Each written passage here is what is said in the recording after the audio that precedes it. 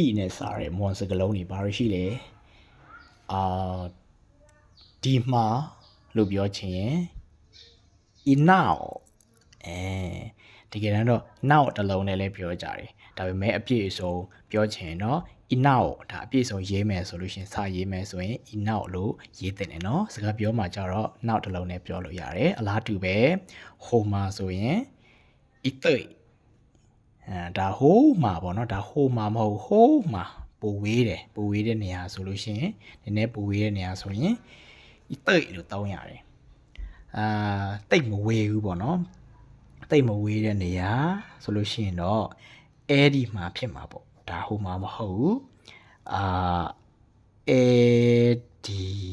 မှာဆိုတဲ့အဓိပ္ပာယ်ဖြစ်မယ်ဆိုတော့တိတ်မဝေးတဲ့နေရာဆိုတော့အဲ့ဒီမှာလို့ပြောခြင်း ikao เนาะအရှိဒီလိုရေးတယ်အဲ့ဒါဒီကောက်ကအတူအဒီလိုလည်းရေးတယ်เนาะ ikao ဆိုတော့အဲ့ဒီမှာဆိုရင်ကိုယ့်နဲ့အနည်းဆုံးဒီမှာဆိုရင် inao အဲ့ဒီမှာဆိုရင် ikao ဟိုးမှာအဝေးဆုံးဆိုလို့ရှိရင် itoi ဒီလိုမျိုးကျွန်တော်တို့သုံးနေဗျာဟုတ်ပြီเนาะဒါ e နဲ့စတဲ့စကားလုံးတွေလာပြီကဲပါရရှိသေးလဲထပ်ကြည့်မယ်အတော်ကြီးမေပါကြီးဖွာလေးဆိုတော့မိသားစုထဲမှာပါတဲ့သူတွေဒါလည်း e နဲ့စတာပါလဲဆိုရင်ဒီမှာအတော်ဆိုရင် itui လို့သုံးတယ် itui အတော် itui okay ကြီးမေကြတော့ inyai နော်ကြီးမေ inyai okay ဘာကြီးကြတော့ inai ပြန်ပြောပြမယ် inai ဟုတ်ပြီဒေါ်လေးက iti ကြီးမေက inyai ဘာကြီးက inai ဖွားလေးကကြတော့ ijau ဖွားလေးရောဖိုးလေးရောက ijau itui inyai inai ijau ဖွားလေးရောဖိုးလေးရော okay တကိုးကြတော့ ithai ithai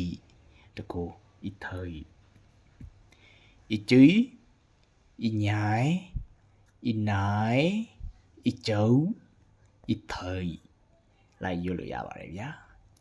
ဘောနေပြန်ပြီးတော့နှွှေးကြည့်မယ်နော် e နဲ့စားတဲ့စကားလုံးပါရှိလဲဆိုဒီမှာ inao အဲ့ဒီမှာ ikao ဟိုးမှာ itoi အတော် itui ကြီးမေ inyai ဘာကြီး inai ဖွာလေးဖိုးလေး ijau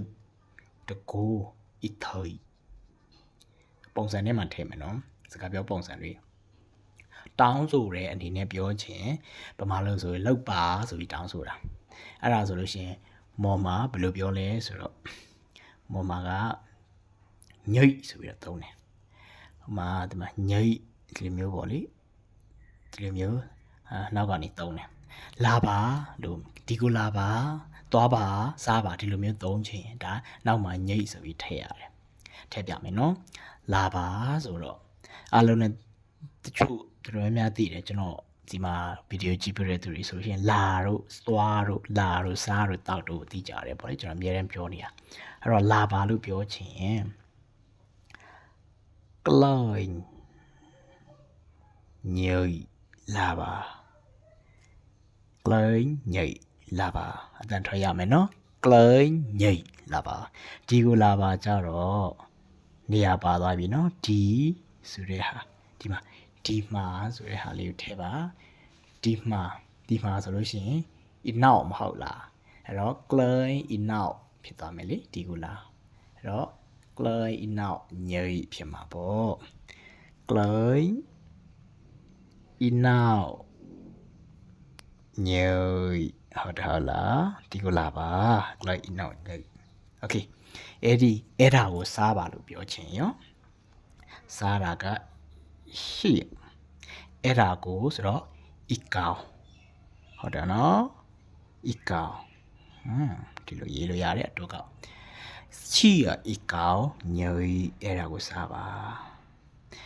လာတာက clay စားတာက ရှိရဒီကိုဆိုတာက i now အဲ့ဒါကိုဆိုတာက i ကောင်းโอเคဟိုကိုဆိုလို့ရှိရင်တော့ i တိတ်ဟိုကိုသွားပါဆိုတော့သွားတာကအာ i တိတ်ညိအာတိတ်ညိဒါကဟိုကိုသွားပါလို့ပြောချင်တဲ့ဟာပါဗျာဆိုတော့ဒီကို i now အဲ့ဒါကို i ကောင်းဟိုကိုဆို i တိတ်ဆိုတော့ဒီကိုလာပါဆို clay i now ညိအဲ့ဒါကိုစားပါရှိရ i တိတ်ညိအဲ့ဒီကိုဟိုးကိုသွားပါဆိုရင် sorry အဲ့ဒါကိုစားပါရှိရ i ကောင်းညိပြီးတော့ဟိုးကိုသွားပါအာ i တိတ်ညိโอเคပြန်နှွေးနော် clay ညိ clay i now ညိရှိရ i ကောင်းညိအာ i တိတ်ညိနောက်တစ်ခေါက်ဗျာ clay ညိ clay i now ညိရှိရ i ကောင်းညိအာ i တိတ်ညိโอเคနောက်ထပ်ပုံစံတစ်ခုဆက်သွားမယ်နောက်တစ်ခုကလုံမယ်ဟုတ်ဆိုပြီးတော့အတီးပြူတာပြောမယ်ဟုတ်စားမယ်ဟုတ်ဒီလိုမျိုးပြောတယ်အတော်ထမင်းစားမယ်ဟုတ်ပြောချင်ရင်ဘယ်လိုပြောကြမလဲနော်အတော်ထမင်းစားမယ်ဟုတ်ဒါအတီးပြူပြီးတော့မေးတာအတီးပြူဖို့မေးတာတော့ထမင်းစားမယ်ဟုတ်ဆိုတော့ထမင်းစားတဲ့လူကအတော်လေးနော်ဆိုတော့ထမင်းစားမဲ့လူဆိုတော့သူကအရှိမထားမှာအတော်ဆိုတော့အကျွေးအကျွေးထမင်းစားတယ်ဆိုတော့ကရိယာကရှိထမင်းဆိုတော့စားခံရတဲ့အာကထမင်းကပိုက်နော်ဒီမှာစားတာအရင်ရေးတယ်စားမဲ့လူအရှိမရေးတယ်စားတယ်ဆိုရင်ရှိမှစားမဲ့လူရေးတယ်စားမဲ့ဆိုတော့ရဲ့အနောက်မှာအစားခံရမဲ့လူရေးတယ်အဲ့တော့ဘာသိရမလဲဆိုရင်ကျွန်တော်တို့စကားတစ်ခွန်းပြောရမယ်ဆိုရင်ပါလုံးမှာလဲဆိုတာတည်ထားဖို့လိုတယ်သမင်းစားမှာလားရေတောက်မှာလားသွားမှာလားအဲ့လိုမျိုးဘာလုံးမှာလဲဆိုတော့ဟာကိုတည်ဖို့လိုတယ်အဲ့ဒါဆိုရင်ဘာလုံးမှာလဲဆိုတော့စားမှာဆိုရင်စားမှာရဲ့အရှိမစားမဲ့လူစားမှာရဲ့အနောက်မှာစားခံရမဲ့သမင်းကိုထည့်ရတယ်ဗျနော်အင်္ဂလိပ်လိုဆိုလို့ရှိရင်တော့ဘယ်လိုသွားတူလဲဆိုတော့ subject နော် verb နဲ့ object ဆိုပြီးတော့အဲ့လိုပုံစံနဲ့သွားပြီးတော့ကြိုက်တယ်ပေါ့လေနော်ပြုလုပ်တဲ့သူနော်ပြုလုပ်တဲ့ကရိယာပြီးလို့ရှိရင်တော့ဒါပြုလုပ်ခံရတဲ့အရာပေါ့ဗျာနော်အကြီးရှိပိုင်းဆိုတော့ထမင်းစားမယ်ဒါဆိုရင်အတော်လေးထမင်းစားမယ်ဒေါ်လေးထမင်းစားပဲရှိသေးတယ်မဲလို့သုံးခြင်းရှိရဗီဒီယိုတွေမှာကျွန်တော်ပြောပြီးပြီ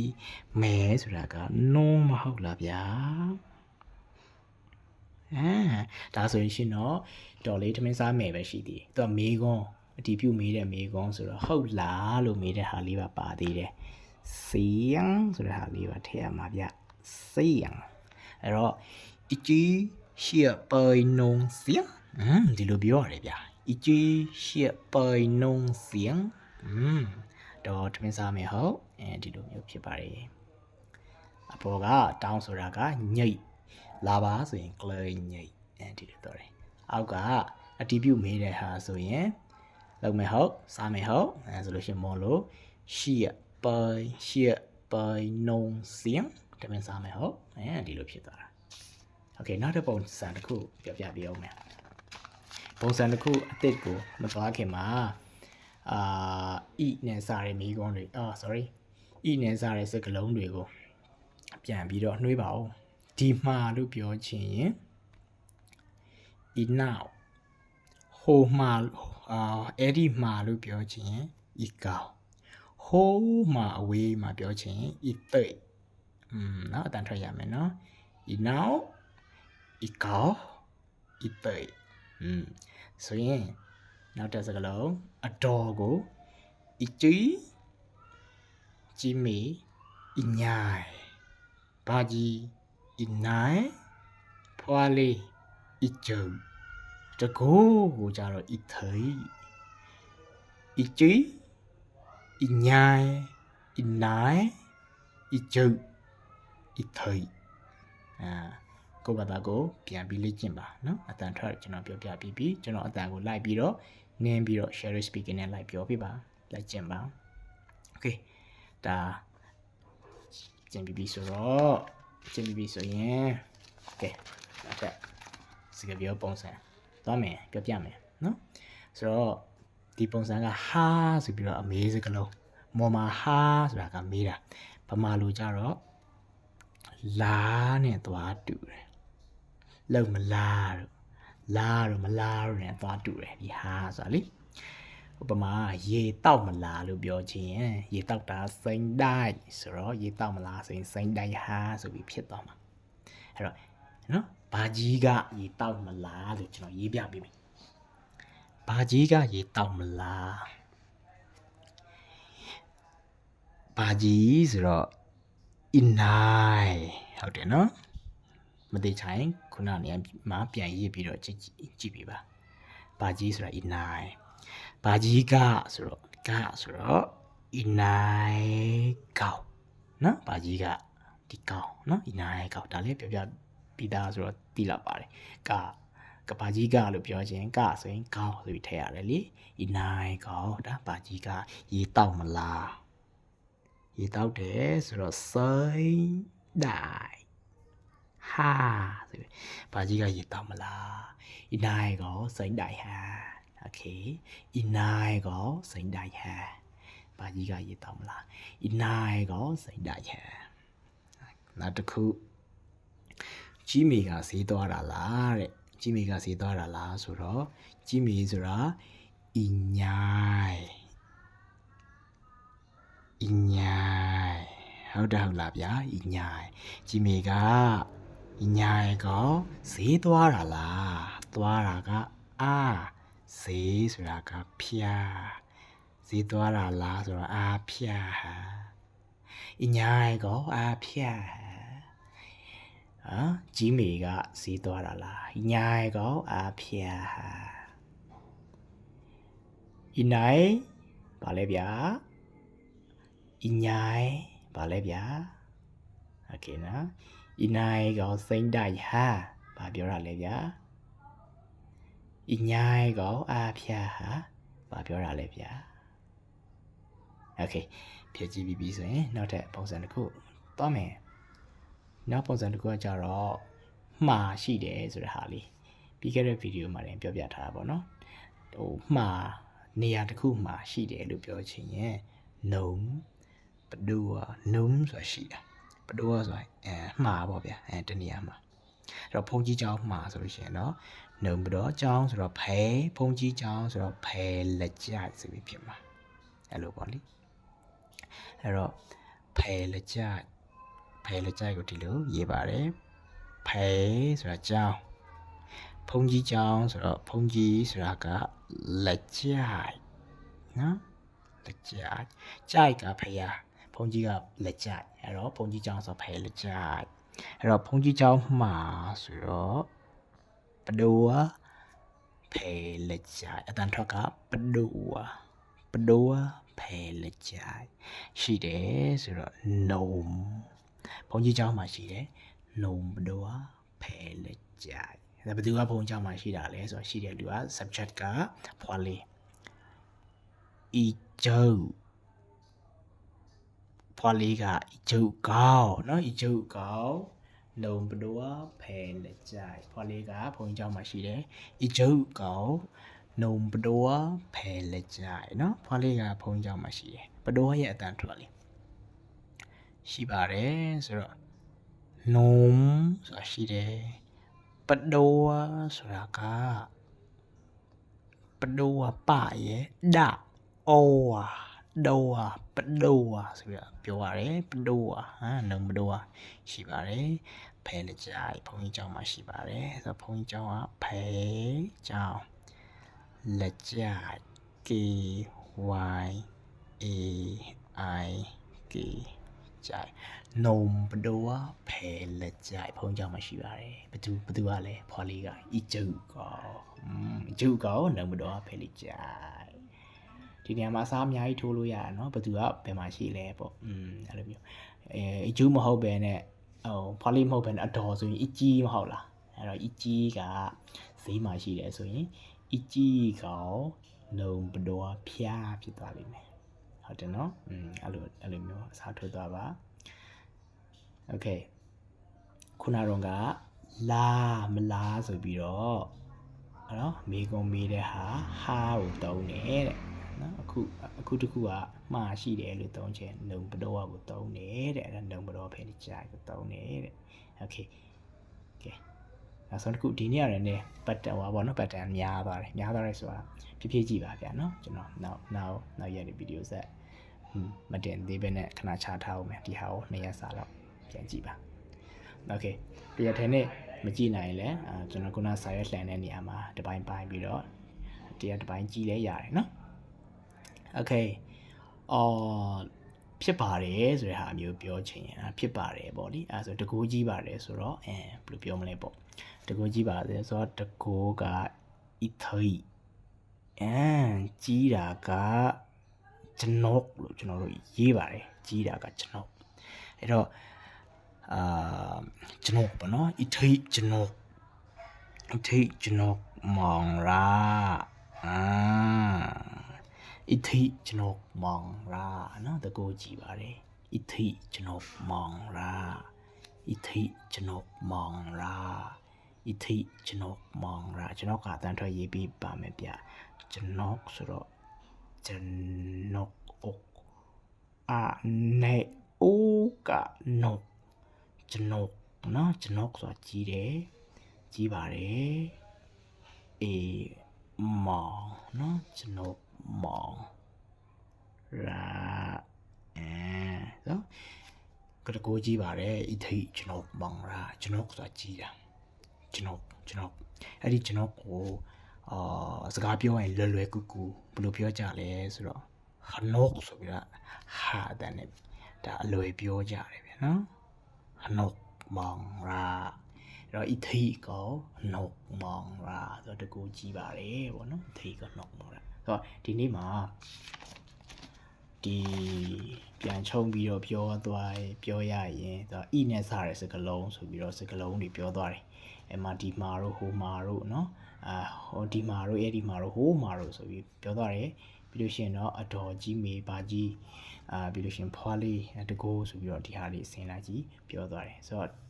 ဒီစကားလုံးလေးတွေကိုဒါမှတ်ရတာအစင်လိုက်ဖြစ်တဲ့အတွက်တိတ်မခက်လာဘူးလို့ကျွန်တော်ယူဆတယ်ဒီခက်သွားတယ်ခက်ခဲရှိတယ်ဆိုလို့ရှိရင်လည်းမေးပါเนาะကျွန်တော်မေးပါဒီမှာဆိုလို့ရှိရင်တော့ပုံစံ5ခုလောက်ဒီထဲမှာပြောပြသွားတယ်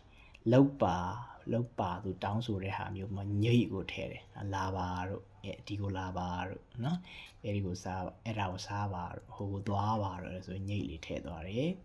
နောက်တစ်ခုကအတီးပြုတ်မေးတဲ့ဟာမျိုးဆိုရင်လုံမယ်ဟုတ်ဆိုရင်အတော်စားမယ်ဟုတ်ဒါအကြီးရှိပေါ်နုံစင်းလုံမယ်ဟုတ်ဆိုနုံစင်းဒီလိုမျိုးဒီနဲ့နောက်ဆုံးပိတ်လေးခံပြီးတော့เนาะပြောကြတယ်ပေါ့နော်လုံမယ်ဟုတ်ဆိုပြီးတော့ပြောချင်းโอเค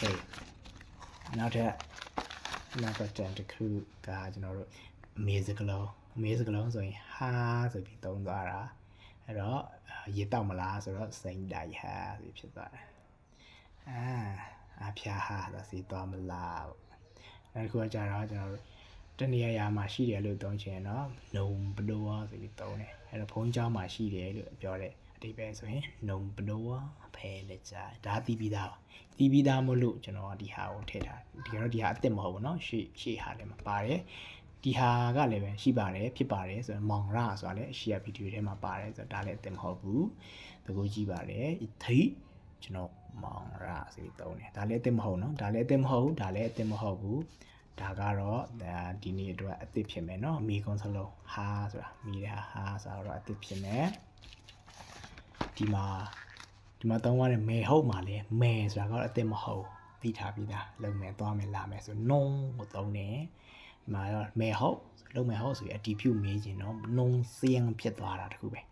เนาะဆိုတော့အသစ်ဆိုလို့ခုနတခုဒါတခုပြီးရင်တော့ဒါလေးတခုပဲเนาะသုံးခုပဲအသစ်ကကလိုက်ညိဆိုတောင်းဆိုတာလာပါဆိုပြီးတောင်းဆိုတာဆိုတော့โอเคပါ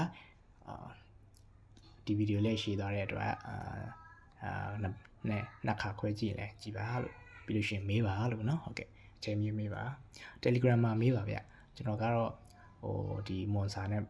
ပတ်သက်ရင်တော့ Telegram ကတော့အများအားပိုင် stand by ထားတယ်ဗောလေကျွန်တော် TikTok နဲ့ဒီ YouTube တွေဘာလို့မှကြတော့အများအားဝင်မကြည့်ဖြစ်ဘူးဒါပေမဲ့ Telegram ဒီမှာကျတော့စာဝင်စာထွက်အများအားဝင်ကြည့်ဖြစ်တယ်ကျွန်တော်ရဲ့ Telegram account ကိုလည်းပဲတင်ပေးထားပါတယ်ပေါ့နော်ကျွန်တော် Telegram account ကဒီမှာလည်းထည့်ရေးပေးပါမယ် @TRAINER အပြင် REJAL ဖြစ်ပါတယ်ဒီ Telegram account ဆက်သွယ်ပါဗျာနော်ဟုတ်ကဲ့